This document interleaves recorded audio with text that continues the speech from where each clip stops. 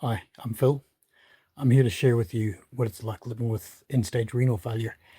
Um, Wonderful things about dialysis is that it's really boring.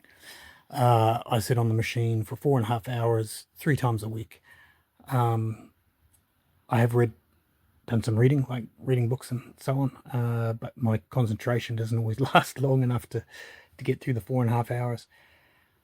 I have done early days when I was doing dialysis. I worked as in paid employment on a laptop while I was on dialysis. Um, I just couldn't maintain that. So I found something of a compromise, which is that I will use a laptop, my personal one, and I will either edit videos,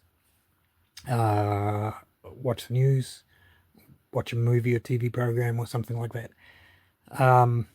However, the problem with that is getting the power to me, because you got to remember I'm sitting next to a dialysis machine, and that dialysis machine has a whole lot of fluids, which is, dialysis fluid, saline, water, and blood that can be spilt at any given time. Hopefully not often, but it does happen. There are extra plugs next to the machine when the plugs were put in for the machine. And originally, I was quite nervous about putting another power cable coming from there, with all the spillages, especially given I was just learning, still getting my feet, and there were accidents happening more often than do now. So we had a extension cord, and that extension cord stretched across the room, from the corner by my desk over to where that bucket is roughly, which is where the chair was. That worked fine. I was able to plug my laptop in and use it during the session. However, it was a real nuisance for anyone who was visiting. At the time, there was a lot less room in the center of the room because the chair was sitting out partway into the room. So it just made the whole place very cluttered, and was a nuisance, to be honest. So next step was, once we got comfortable with the machine, was I plugged in a shorter extension cord and ran it around the back of the machine to a multi-box that was attached to the chair. Now, that worked fine until we rearranged the room, and the dialysis machine was a lot closer to the